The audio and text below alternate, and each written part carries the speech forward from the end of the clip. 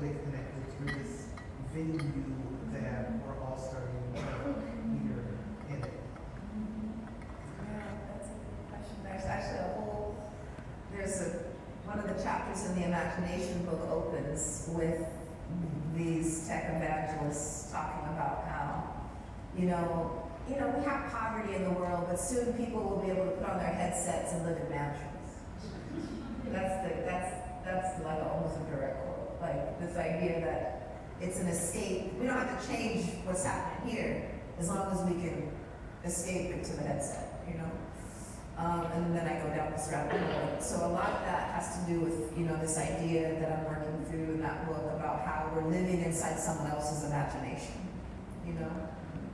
almost literally with these, but also just thinking about what we're sold as what's going to save us. And so the question being, can I see technology as more than that, beyond that particular model? And I think that's what I'm trying to think through with things like Rihanna's Garden and what we might call smaller scale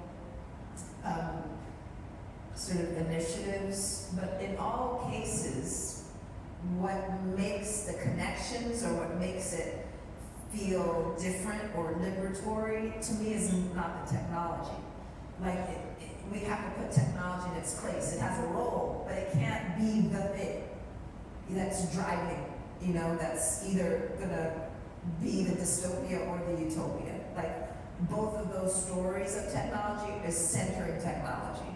So it has a role, but we really have to think about what the kinds of human connections and solidarities are going to look like with technology in its place. And I think that's what Brianna's Garden offers us a vision, and it may be that these things have to be smaller scale rather than one size fits all, big data, everyone, AI systems. Like Sam Altman just announced this thing in the last 24 hours, something about how ChatGPT produces however many billion words a day, and humans produce this many, and this just idea of bigger is better. That in itself, in his view, is a sign of progress, right? My colleagues who've written a book called Data Feminism, they call it, any kids in the room?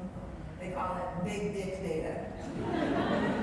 This idea that, just by it being big and all-consuming, that is supposed to impress us. That doesn't impress us. Put that back here. So, again, it might have a role, but I think, again, to decenter the technology, and because,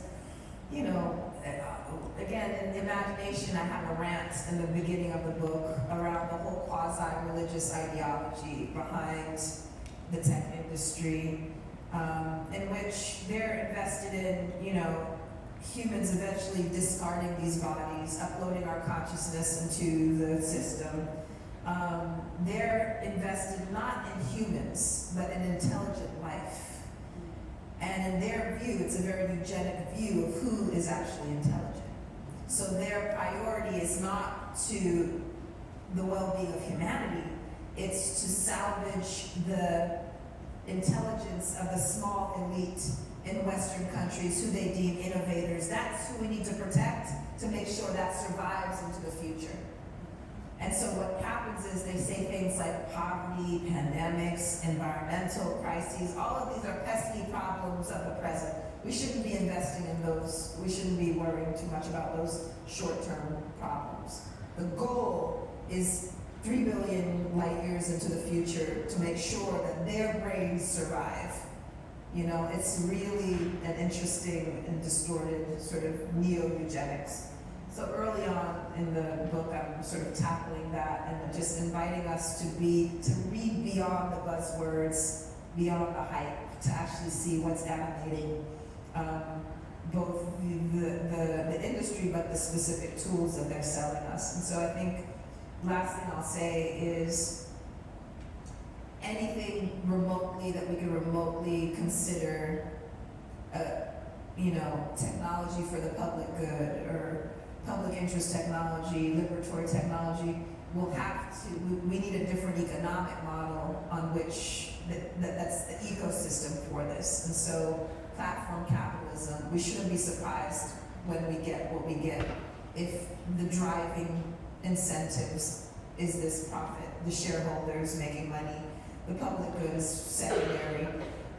And so there are, again, if I was writing a book on this particular question, I would highlight groups like platform cooperativism, which is all these different uses and designs of technology using a cooperativist model that is like the economic basis for the design of this, because then you have different values that are prioritized. So that does exist. If you go to the platform co-op website, you can sort of get a sense of what that might look